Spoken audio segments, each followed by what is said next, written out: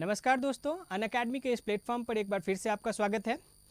आज हम डिस्कस करेंगे कि किस तरह से हम ऑनलाइन तथा ऑफलाइन प्लेटफॉर्म का अच्छा उपयोग करते हुए एग्ज़ाम में समय का बचत कर सकते हैं और समय का सदुपयोग करते हुए कम से कम समय में हम सफलता प्राप्त कर सकते हैं। हमारे बहुत सारे मित्र या तो हायर स्टडीज़ में होते हैं या कहीं जॉब कर रहे होते हैं, तो उनके लिए भी यह जानना बहुत आवश्यक होता है कि किस तरह से समय का उपयोग किया जाए, रिसोर्सेज का उपयोग किया जाए, जिसे हम संसाधन कहते हैं, ऑनलाइन हो या ऑफलाइन। तो दोस्तों, इन्हीं बातों पर आज हम चर्चा करेंगे कि किस तरह से आप इंटरनेट सोर्सेस और स्टैटिक बुक सोर्सेस जो होता है या न्यूज़पेपर्स होता है उनको ठीक तरह से इस्तेमाल करें, और किस तरह से जो है सो आप एक जो दैनिक चर्या होता है, दिनचर्या होता है, उसको किस तरह से मैनेज करें ताकि आपकी अच्छी पढ़ाई हो जाए। इससे पहले कि हम आगे बढ़ेंगे, मैं अपने बारे में कुछ बताना चाहूँगा। मेरा नाम भास्कर ज्योति। अभी बीपीएससी 63rd एग्ज़ाम में मैंने 38 रैंक प्राप्त किया था, और वर्तमान में मैं जवाहरलाल नेहरू विश्वविद्यालय जेएनयू से पीएचडी कर रहा हूँ पॉलिटिकल साइंस और इंटरनेशनल रिलेशन में। तो दोस्तों, इससे पहले कि हम कोर्स के बारे में चर्चा शुरू करें, मैं आपको बताना चाहूँगा कि अनअकैडमी एक ऐसा प्लेटफॉर्म है जो कि ऑनलाइन माध्यम से गांव के दूर दराज क्षेत्रों तक, सुदूर क्षेत्रों तक पहुंच सकता है। और ऐसे लोग जो बिहार से बाहर हैं, पटना से बाहर हैं, जिनको एक तरह से सारी मटेरियल एक जगह नहीं मिल सकती है, उनके लिए प्लेटफॉर्म अनअकैडमी किसी वरदान से कम नहीं है। आप अनअकैडमी के माध्यम से बीपीएससी के पूरे कोर्स को सब्सक्राइब कर सकते हैं, पढ़ सकते हैं।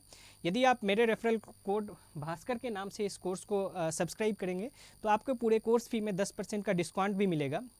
और अनअकैडमी का एक सबसे अच्छा फ़ायदा यह होता है कि यदि आप बीपीएससी कैटेगरी के कोर्स को सब्सक्राइब करते हैं तो आप साथ ही साथ मेरे अलावा अन्य एडुकेटर्स, अन्य टॉपर्स जो इस कोर्स को पढ़ा रहे हैं, आप उनके वीडियोस भी देख सकते हैं।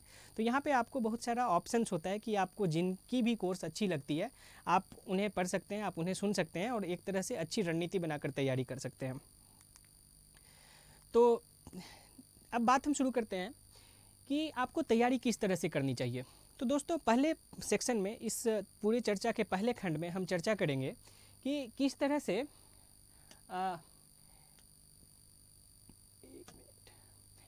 से हम ऑनलाइन सोर्सेस का बेस्ट यूज़ कर सकते हैं। तो दोस्तों, पहले ही मैंने बताया कि अनअकैडमी एक ऐसा प्लेटफॉर्म है जो कि आपको भारत के किसी भी क्षेत्र में, इनफैक्ट मुझे लगता है कि शायद विदेशों से भी आप एक्सेस कर सकते हैं और आप इस पर पढ़ाई कर सकते हैं। तो अनअकैडमी एक ऐसा कोर्स है। इसके अलावा भी कई सारे ऐसे प्लेटफॉर्म्स हैं जिस पर बहुत ही यूज़फुल वीडियोस अपलोड किए जाते हैं, यूज़फुल कंटेंट अपलोड किया जाता है, जहां से आप अपनी पढ़ाई को कर सकते हैं।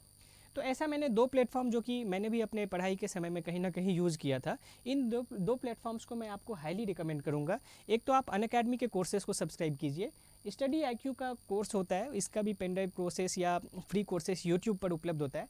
आप इस पर भी वीडियोज़ देख सकते हैं जो आपके पढ़ाई में काफ़ी ज़्यादा हेल्पफुल होता है। दोस्तों, जब हम पढ़ाई करते हैं तो स्टैटिक सोर्सेज को तो पढ़ते ही हैं, लेकिन कई बार क्या होता है कि हमें कुछ न्यूज़ काफ़ी लेट से मिलता है और कुछ सरकारी जानकारियां जो कि हमें सही समय पर मिलना बहुत आवश्यक होता है ताकि आप अपनी तैयारी को अच्छी तरीके से कर सके। उसके लिए ज़रूरी है कुछ गवर्नमेंट वेबसाइट्स जैसे PIB। आप PIB जैसे वेबसाइट को जो है सो लगातार विजिट करते रहिए, और गवर्नमेंट साइट्स, जैसा आपने कभी यूपीएससी की तैयारी की होगी या बीपीएससी की तैयारी कर रहे हैं, तो बहुत सारी इन्फॉर्मेशन या बहुत सारा जो प्रीलिम्स में क्वेश्चन पूछा जाता है वह सीधा किसी ना किसी योजनाओं से रिलेटेड होता है, किसी ना किसी मंत्रालय से रिलेटेड होता है। और यदि आप कई सारी पुस्तकों को पढ़ते हैं तो कहीं ना कहीं उसमें इंटरप्रिटेशन, मिस रिप्रेजेंटेशन होता है और आपको सटीक जानकारी नहीं मिल पाती है। लेकिन जब बीपीएससी में आपकी कॉपी चेक होती है, प्रीलिम्स में आपकी कॉपी चेक होती है, तो उसमें वो उसी इन्फॉर्मेशन, उसी जानकारी को सटीक जानकारी मानते हैं जो कि गवर्नमेंट के वेबसाइट्स पर है। इसलिए मैं आपको रिकमेंड करूँगा कि बिहार सरकार की जितनी मंत्रालय की वेबसाइट्स हैं आप उनको भी रेगुलरली विजिट करते रहें। साथ ही साथ प्रेस इन्फॉर्मेशन बोर्ड, ब्यूरो जो है, उनके वेबसाइट को जो है सो विजिट करते रहें।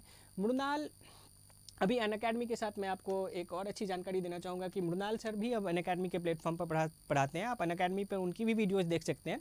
लेकिन मृणाल सर का शुरुआत में अपना एक यूट्यूब चैनल भी हुआ करता था जब हमने तैयारी शुरू की थी। तो यह मृणाल सर की जो यूट्यूब चैनल थी वह काफ़ी हेल्पफुल थी, आपको इसे भी देखना चाहिए।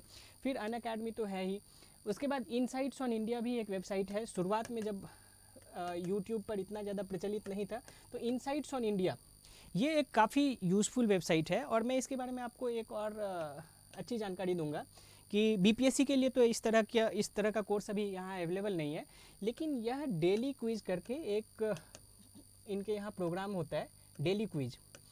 इस डेली क्विज़ में आपका क्या फ़ायदा होगा, जैसे आप हर दिन न्यूज़पेपर पढ़ते हैं, हर दिन कुछ ना कुछ करंट अफेयर्स की चीज़ें पढ़ते हैं, तो आपको उनमें से कितनी चीज़ें याद रहती है, इसको यदि आपको चेक करना है तो इनसाइट ऑन इंडिया पर डेली क्विज चलता है, उसको आप सब्सक्राइब कर सकते हैं। इसके अलावा भी कुछ बहुत सारी वेबसाइट है, जैसे आई एस बाबा आप इसे देख सकते हैं।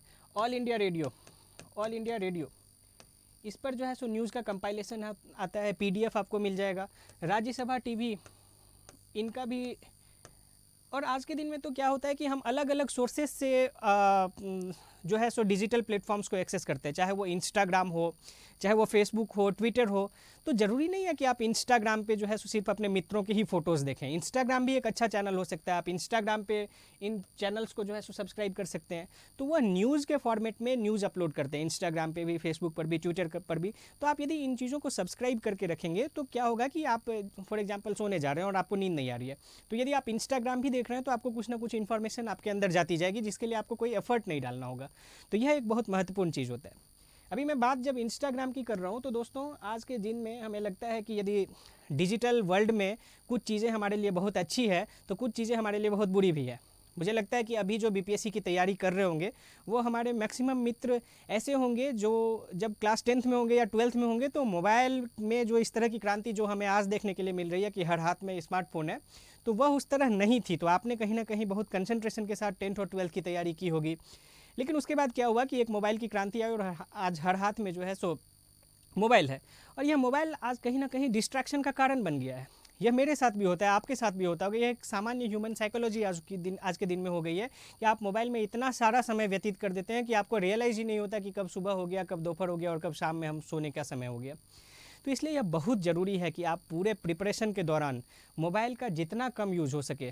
मोबाइल का कम यूज़ होने का मतलब यह नहीं है कि मतलब आप सकारात्मक चीज़ों का यूज़ ना करें, अनअकैडमी ना देखें, गवर्नमेंट साइट्स ना देखें, PIB ना पढ़ें, लेकिन जो ऐसी चीज़ें जिसकी ज़रूरत नहीं होती है हमारे तैयारी में, उन चीज़ों पर यदि आप समय व्यतीत कर रहे हैं। क्या होता है कि फॉर एग्जांपल मुझे टेक्नोलॉजीज़ देखना बहुत पसंद है, मुझे कार्स बहुत पसंद होती है, तो कई बार में क्या होता है कि सुबह मैं देखना शुरू करता हूँ कि कौन सी नई कारें आ रही है और शाम तक मैं देखता ही रह जाता हूँ, कब समय निकल जाता है पता नहीं चलता। तो आपको इन चीज़ों को अवॉइड करना चाहिए। तो इसलिए मैंने बोला कि कुछ वेबसाइट्स को आप अपने मोबाइल में बुक मार्क करके रखिए, जैसे PIB, गवर्नमेंट साइट, नूनाल, इन सबको यदि आप बुक मार्क करके रखेंगे तो क्या होगा कि वो ज़्यादा ईजीली आपको रिफ्लेक्ट होगा और आप उन्हीं चीज़ों को देखेंगे। उसी तरह यदि आप इंस्टाग्राम या फेसबुक पर भी इन चीज़ों को लाइक करके रखते हैं और ज़्यादातर for example Times of India, Hindu, इन सब के वेबसाइट को लाइक करके रखते हैं, तो आपके फीड में भी ज़्यादातर वही चीज़ें आएगी। तो आप यदि इंस्टाग्राम भी ब्राउज़ कर रहे हैं, यदि आप उस पर समय व्यतीत कर रहे हैं, देख रहे हैं, तो कहीं ना कहीं आपके दिमाग में जो है सो एक सकारात्मक चीज़ें आएगी। लेकिन मैं आपको फिर भी बताना चाहूँगा, आप लाख ये मान लें कि हम जो है सो कुछ ना कुछ पॉजिटिव चीज़ें ही देख रहे हैं, लेकिन उतनी ज़रूरत नहीं होती है। इसलिए आप, मेरे ख्याल से आपको मैं रिकमेंड करूँगा कि आप 1 से 2 घंटा या 3 घंटा से ज़्यादा मोबाइल यूज़ ना करें।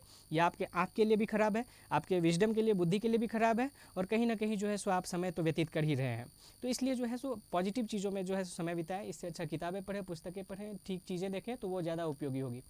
अब हम बात करते हैं कि फिर अभी बात हो रही थी कि क्या ऑनलाइन प्लेटफॉर्म की क्या उपयोगिता है, क्या सदुपयोगिता है, और क्या ऑफलाइन का एक रिप्लेसमेंट आ गया ऑनलाइन।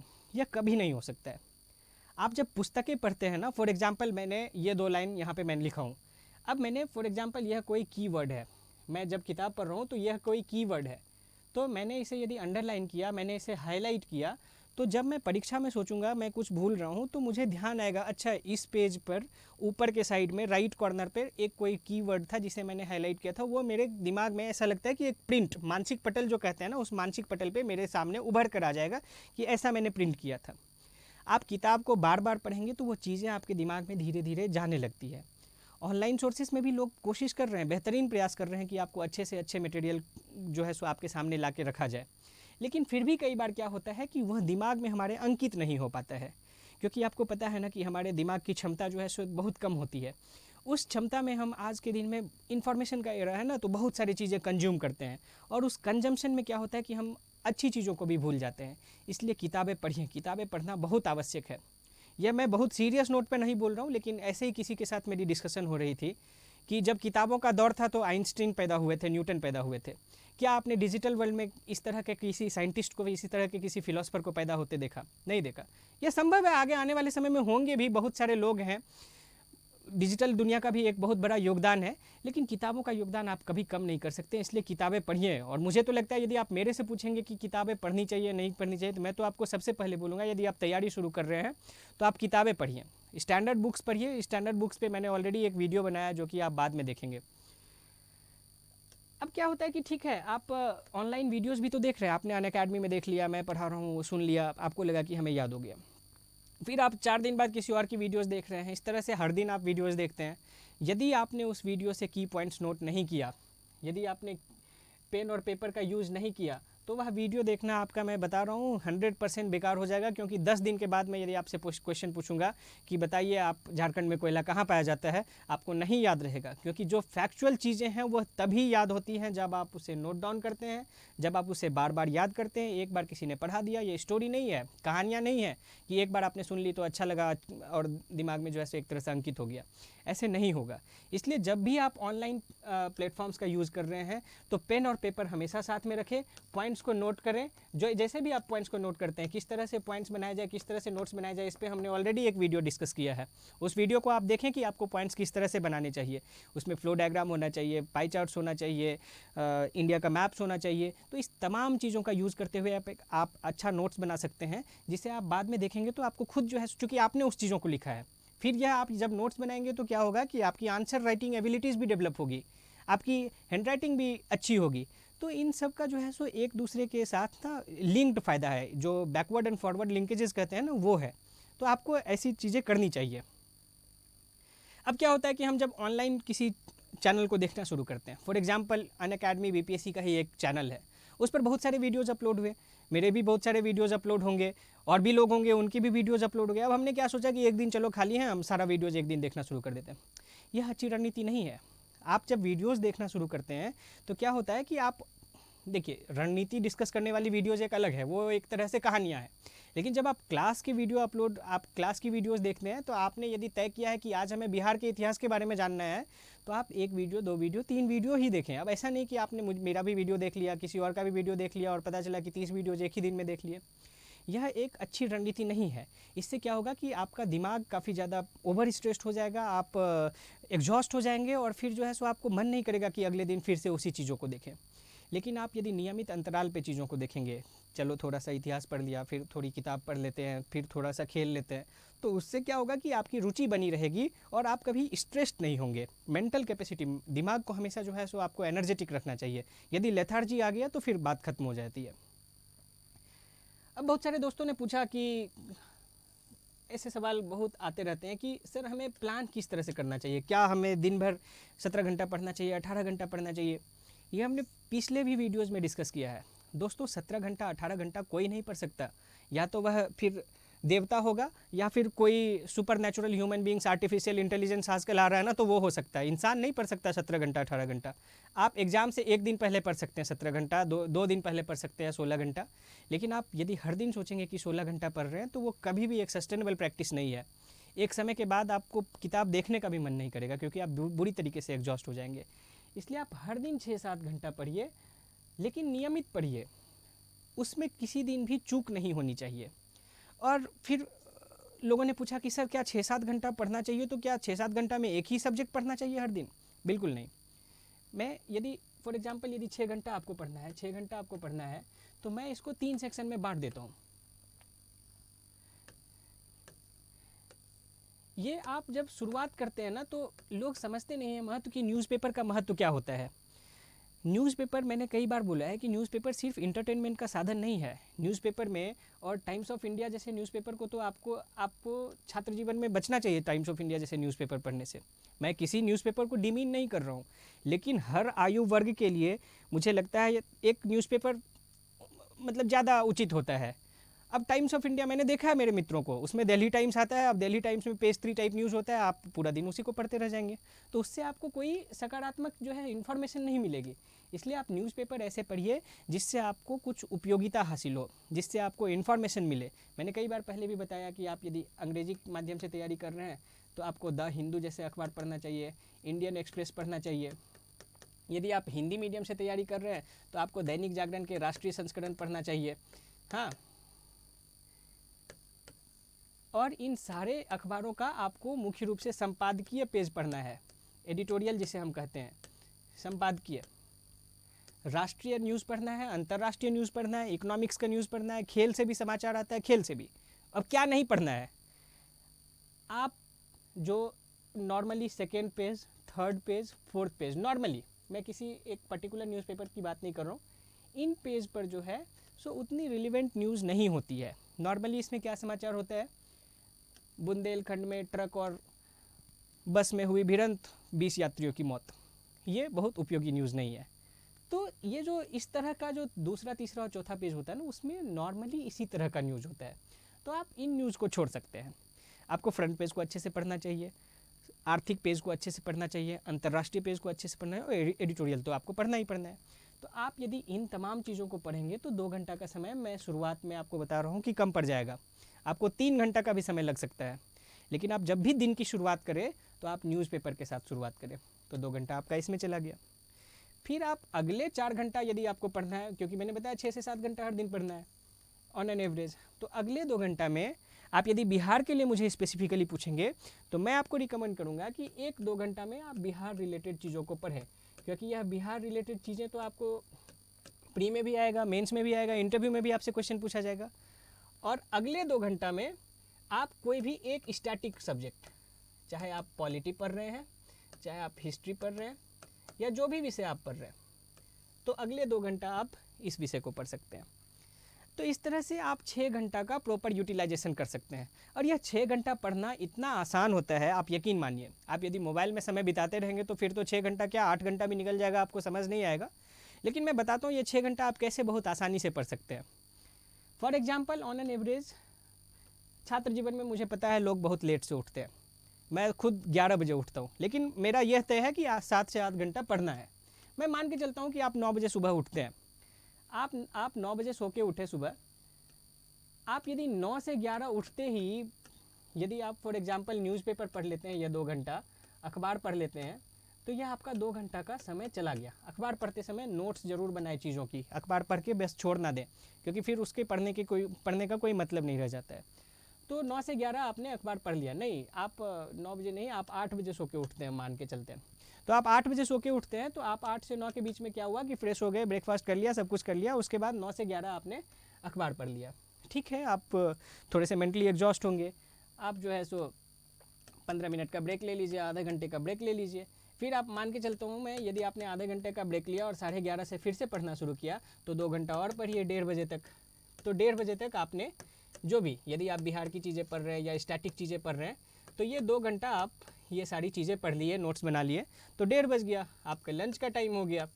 लंच करके थोड़ा देर तो रेस्ट सब लोग करते हैं, तो रेस्ट कर लिए लंच के बाद। अब क्या है कि 3 बजे फिर से आप असेंबल हुए। यदि आप 1:30 बजे खा के कुछ देर लंच करते हैं, रेस्ट करते हैं, तो 3 बजे। अब 3 से 5 फिर कुछ देर 2 घंटा पढ़ लिए। अब आपको पढ़ना है पढ़ लीजिए, आपको सोशल मीडिया यूज़ करना है, ऑनलाइन प्लेटफॉर्म यूज़ करना है, आप इस समय ये कर सकते हैं। 5 बजे मैं आपको एक चीज़ बहुत रिकमेंड करूँगा कि आप 5 बजे 4 बजे जो भी उस शाम कितने बजे होती है उस आधार पे आप थोड़ा आउटडोर एक्टिविटीज़ कीजिए। आउटडोर एक्टिविटीज़ कुछ भी, क्रिकेट खेलना पसंद है क्रिकेट खेलिए, जो भी खेलना पसंद है आप वहाँ जाइए, मार्केट घूमिए, दौड़िए, वॉक कीजिए। ये बहुत इंपॉर्टेंट इसलिए होता है क्योंकि हम तैयारी के समय में ना हमारी जीवन शिथिल हो जाती है, हम बैठे बैठे ओबेसिटी के शिकार हो जाते हैं। आजकल लाइफ स्टाइल डिजीज़ेज़ आप देख रहे हैं कितना ज़्यादा बढ़ रहा है, बीपी, डायबिटीज़, बहुत सारी समस्याएं हैं। और छात्र जीवन में चूँकि हमें कई बार क्या होता है कि हम असफल होते रहते हैं, तो उसके बाद और मेंटल प्रेशर होने लगता है। तो उन तमाम प्रेशर को दूर रहने के लिए आप 2 घंटे ज़रूर घूमें, दोस्तों से बात करें, उनके साथ चीज़ों को डिस्कस करें। यह एक सकारात्मक यूज होगा। लेकिन थोड़ी सी फिजिकल एक्टिविटीज़, आप खेलते हैं, आप योगा कर सकते हैं, कुछ भी करें, तो आप थोड़ा देर, तो आप यदि 6 साढ़े 6 बजे तक भी वापस आते हैं, 6 से साढ़े 6 से लेकर, नॉर्मली हम 9 बजे 8 बजे से पहले तो डिनर नहीं करते, तो आप फिर से थोड़ा देर 2 घंटा पढ़ सकते हैं, कोई भी एक सब्जेक्ट उठा लिया। तो इस तरह से 9 बजे तक का आपको मैंने एक शेड्यूल बताया। अब क्या होता है कि 9 से 10, मान के चलिए 10 बजे भी यदि आप सोते हैं, यदि आप 10 बजे सोते हैं तो 10 बजे आप सोएंगे तो इंसान को 7 से 8 घंटे की नींद, खास करके छात्रों को तो 7 से 8 घंटे की नींद जरूर ही लेनी चाहिए।